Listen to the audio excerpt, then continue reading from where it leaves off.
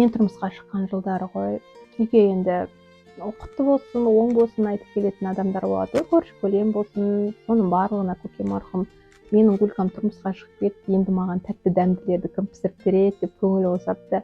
Әлі күнге дейін айтады ғой, сол сөзді естіген адамдардың барлығы мені көрсе мен тек тәтті дәмді болып елестеймін ғой көздеріне. Көзінің қарашығындай болған 4 қызы бар.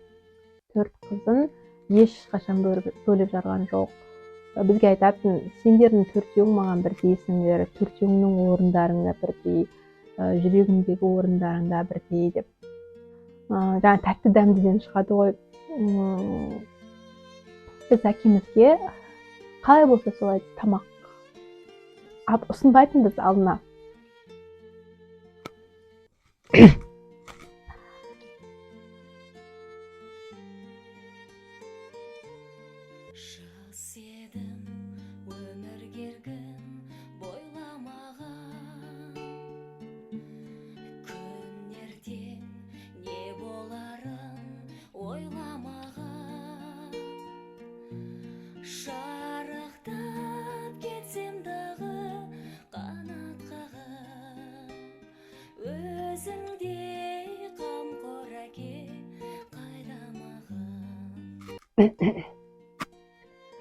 Мен үнемі андай не болсын, түскі ас болсын, кешкі ас болсын, бізде таңғы ас болсын, бәрінің уақыты бар. Ол кісі өзі мұғалімдік қызмет атқарған, сол себептен ол көкемнің келетін уақыты болды деп, біз кейде тамаққа үлгермей қалған кезде жұмыртқа қуырып береміз ғой. Мен жұмыртқаны андай помидормен, пиязбен өстіп қуырып беретінмін да, үстіне кәдімгі ресторандағыдай етіп ас көк, укроп не істеп сеуіп апарып беретінмін. Сол кезде кәдімгідей мәз болып, сол прям 3 жұмыртқа жеп отырмын деп айтпайтын, соны бір табақ ет жеп отқандай мақтап тұрып, қуанып тұрып, кішкене ғана нәрсеге қуануды үйретіп кетті. Bir күні Бану асығыс, ол кезде Бануда жұмыс істейді, жатыспасам, Бану асығып тұрып, көкеге 2 жұмыртқаны жай ғана майға қойып берген ғой. Сөйтсем, көкем марқұмның айтатын сөзі ғой, менің Гулькам қызылды жасылды қылып әкелетін мына жұмыртқа осы өзгешелеу екен десе, Гүлбану бол таңдап кәдімгідей, неге осы менікін көріп қаласыңдар, біздің әйтеуір типа бұл негізі бөлгендік немесе кемсіткендік емес. Сөйтсе кейін түсіндік қой, әкеміз біздің мысалға менің бойымда бір әдемі қасиет болса, оны 2-ші қызынан да, 3-ші, 4-ші қызынан да көргісі келген екен. Мысалға кез келген жақсы қасиетті барлығымыздың бойымызға сіңіруге үлкен күш салды десек болады. Біздің бойымызда қандай да бір қасиет, ол біздің әкемізден дарыған. Анамыздың өзі айтып отырады, маған нағашыбайсыңдар деп. Тура әсіресе маған айтады, бір нағашыбай кетті, бір нағашыбай орнын басты деп. Кәдімгідей сөйтіп айтады ғой. Енді былай қарап отырсам, қазір сонау Қарағандыдан әкемнің туған күні 22 сәуір болатын. Сол күнге Құран оқытамыз. Сол күнгі садақаның дастарханына қойылатын тәтті дәмдіні пісіру үшін келіп тұрмын ғой. Өмір алма кезек деген осы шығар бәлкім. Енді айта берсем, ол естеліктер көп қой. Бұл видеоға идея біздің әкемізге деген сағынышымыздан туындады деп ойлаймын. Сол махаббатпен осы видеоны түсіріп жатырмыз. Қазір хит болып жатқан психология, тұлғалық даму деген әңгіменің бәрін бізге папа кішкентай кезімізден үйретіп кеткен. Дастархан басына жинап алып, сағаттап отырып, өзінің өнегелі, тәрбиелік мәні бар әңгімелерін айтатын. Оны біз папаның лекциялары деп айтатынбыз. Өзін әзіл қалжыңын, әзілдеп болсын, қалжыңдап болсын, серьезный түрде де барлығын бізге айтып, өмірден мысалдар келтіріп, сол біздің миымызға құйып кеткен. Біз үйде 4 қызбыз. 4-еуміздің де өмірімізде әкенің рөлі өте күшті болды деп айта аламын. Әкеміз бізге барлық махаббатын, жылуын төгіп, тіпті осы оқуға кетіп қалған кезде, қайтып оқуға кеткен кезде де өзінің бір әкелік махаббатын бір алыстан болса да бізге беріп жеткізіп тұратын. Мысалы, жазда мен ауылға барған кезде басымнан сипап, маңдайымнан иіскеп жатыр да. Маңдайынан иіскейтін ол папаның үнемі күнделікті әдеті да біздің. Сосын біз өсе келе айтатын едік, папа неге біздің басымыздан иіскей бересіз, біз өстік қой, уже үлкен қыз болдық қой деп сөйтіп айтсақ, ойбой деп, ол сендер маған әлі кішкентайсыңдар ғой деп айтатын.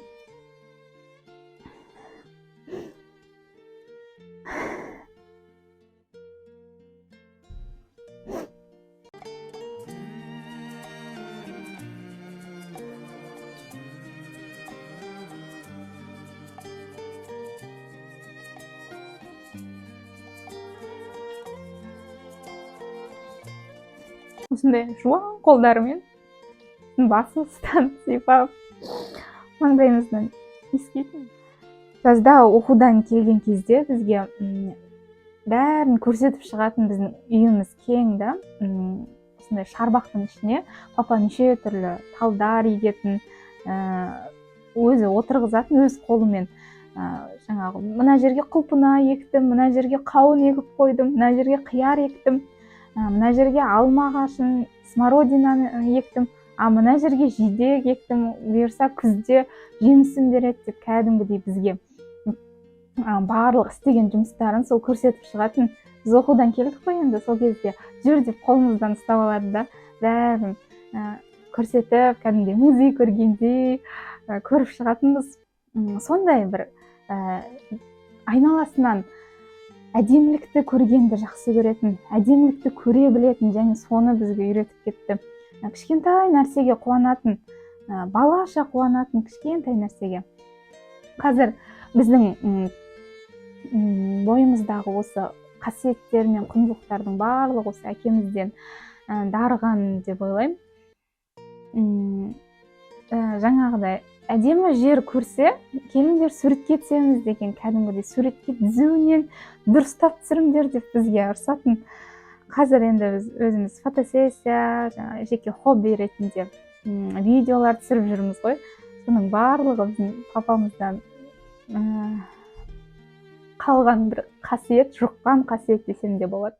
Көкем марқұм өмірінің соңына дейін бір айналасын қуанышқа бөлеп жүретін адам болды десем қателеспеймін. Өйткені көкемнің көзін көрген барлық адамнан сұрап көрсеңіздер, олардың бәрі жауап береді, ой, Нағашыбайдың орны бір үлкен бір орным бар еді ғой деп. Өйткені ол кісінің жүрген жерінде әзіл де, қалжың да, әдемі бір әңгіме де жүретін. Кәдімгідей бір отырыс па болсын, жиын болсын, ол тіпті бір біздің үйге келген қонақтармен отырып айтылған әңгіме болсын, барлығында бір үлкен мәнді де бір әңгіменің де сәнін қистырып айта білетін адам болды.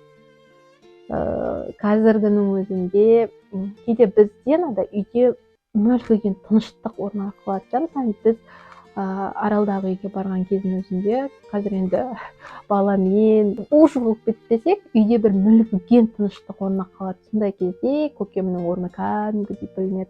Ойсырап тұратын орны бар да, ол кісінің кез келген, ол біздің үй болмасын, ол кез келген бауырларының арасында да, жақындары, таныстары, әріптестері, жалпы көкемді танитын адамдардың барлығында ортасы өте көп болатын, өте ұйымшыл, өте көпшіл адам бола білді. Қазіргінің өзінде енді көз тастап, қарап, ойлап отырасың ғой, іштей ой түйіп отырған кезде көкемнің орны кәдімгідей білмейді екен ғой, бірақ ойсырап тұрып білмейді екен. Папа бізге театр туралы көп айтатын. Осы Сәкен театры туралы, ондағы бірге жұмыс істеген әріптестері туралы өте көп айтып беретін. Папаның жастық шағы негізі осы Қарағандыда өтті. Қарағанды өзінің сүйікті қаласы еді. Осы жаққа жол түсіп осы Карагандыга келетін болса, қатты бір қуанып, жолға күшті бір настроениемен дайындалатын, мен Карагандыга бара жатырмын деп.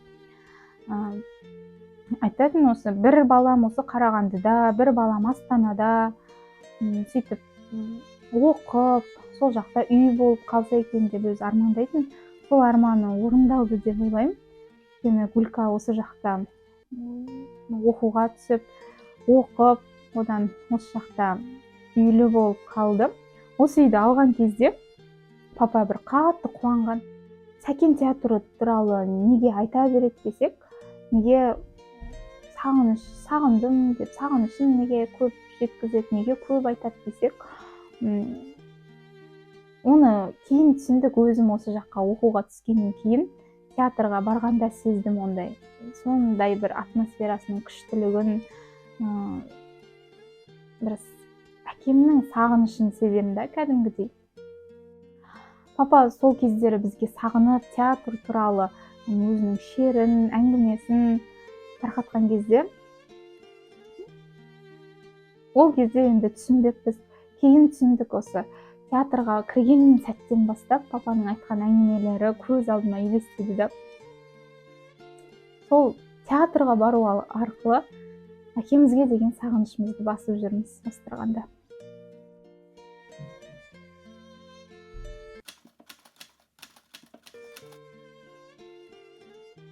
Психологиясы өте мықты психолог болатын. Кімнің қалай сөйлеп, кімнің қалай ойлап тұрғанын бірден сезетін. Жалпы адамдарды 100%-ға тани білетін кісі болған. Мен өзіме көп алып отырған жоқпын ба? Жоқ, менің сыртқы адамдардың көбісі, мысалы анам болсын, сіңлілерім болсын, сол айтады, сен әкеміз сияқты психологсың, сені мүлдем алдау мүмкін емес деп. Бізге 8 наурыз сайын, мереке сайын бізге сыйлықтар беретін папа. Соның ең бір есте қаларлығы, ол кезде ондай креативті нәрселер енді шығып жатқан кезде, кружка, шай ішетін кружка, аппақ кружкаға қазір сыртына суреттері жабыстырып салады ғой. Сол ең бірінші, сол біздің кішкентай кезімізде енді шығып жатқан кездерде, соны папа бір жерден көріп қалғанда, бізге суреттеріңді жіберіңдер дейді, төртеуіміздің. Төртеуің бірге түскен суретті жіберіңдер дейді. Сосын папаға басып береміз, сол кезде флешкаға басып береміз. Сол флешкаға басып берген суретті жаңағыдай кружкаға салдырып, бастырып, 8 наурыз мерекелеріңізбен деп әрқайсымыздың атымызды жазып, естелік ретінде осы сыйлықты мен айта аламын. Бізге ең күшті сыйлық. Қазір сонымен әлі күнге дейін Гүлка шай ішіп жүр. Ең соңында 8 наурыз мерекелеріңізбен құттықтаушы әкелерің Нағашыбай деген кружка әлі бізде бар.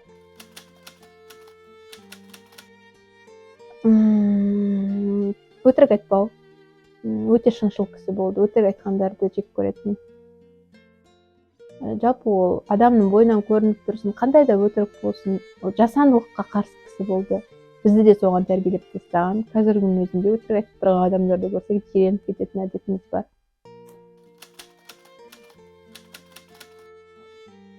Папаның мен үшін ең бір асыл сөзі Ая саған сенем деп көп айтатын. Жаңағы мен Қарағандыда оқуда жүрген кезде де жаңағы менің жанұям деген группада сол сөзді көп жазған. Папа қайтыс болып кеткеннен кейін перепискаларды қарап отырсам, сол сөз көп жазылған екен. Ая саған сенем деген сөзі көп жазылған екен. Сосын папа өмірдің университетін үйреніңдер дейтін. Сабақты да оқыңдар, білім де алыңдар, дамыңдар, бірақ ең бастысы өмірдің университетін үйреніңдер деп айтатын, көп айтатын. Сол сөзі есімде жатталып қалған. Қуан сен, қуана бер, әкетайым, мен сен